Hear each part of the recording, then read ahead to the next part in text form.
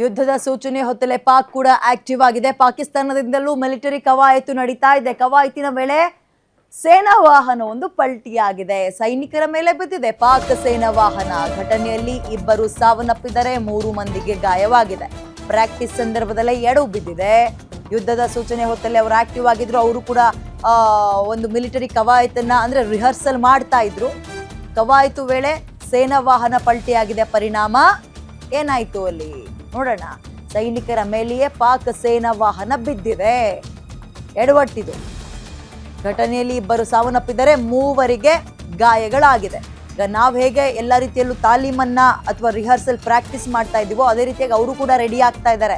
ಅವ್ರ ಹತ್ರ ಶಸ್ತ್ರಾಸ್ತ್ರಗಳು ಕಡಿಮೆನೇ ಇರ್ಬೋದು, ಸೇನೆ ಕಡಿಮೆನೇ ಇರ್ಬೋದು, ಬಟ್ ಆದರೂ ಕೂಡ ಅವರು ಎಲ್ಲದರಲ್ಲೂ ಬಲಿಷ್ಠವಾಗಿರುವ ರಾಷ್ಟ್ರಗಳ ಹತ್ರ ಕೈಕಾಲಿಗೆ ಬಿದ್ದು ಎಲ್ಲವನ್ನ ತರಿಸ್ಕೊಳ್ತಾ ಇದ್ದಾರಲ್ಲ. ಹಾಗಾಗಿ ಅವರು ರಿಹರ್ಸಲ್ ಮಾಡ್ತಾ ಇದ್ದಾರೆ. ಏಕಾಏಕಿ ಹೀಗೆ ಭಾರತ ಅಟ್ಯಾಕ್ ಮಾಡ್ತು, ಉಳಿಸ್ಕೊಳ್ಳೋಕಾರು ಏನಾರು ಇರ್ಬೇಕಲ್ಲ. ನೋಡಿ ಅದ್ರ ಚಿತ್ರಣವನ್ನ ಗಮನಿಸ್ತಾ ಇದ್ದೀರಿ. ಪ್ರಾಕ್ಟೀಸ್ ಆಗ್ಬೇಕಾದ್ರೇನೆ ಆಗಿರುವ ಅವಘಡ ಇದು. ರಿಹರ್ಸಲ್ ಮಾಡಬೇಕಾದ್ರೇನೆ ಹಿಂಗಾಗಿದೆ.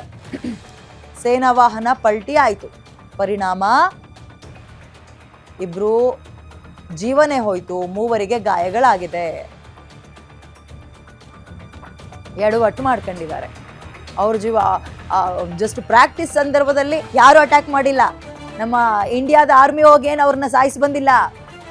ಪ್ರಾಕ್ಟೀಸ್ ಸಂದರ್ಭದಲ್ಲಿ ಅವರೇ ಸತ್ತಿದ್ದಾರೆ ಇವಾಗ.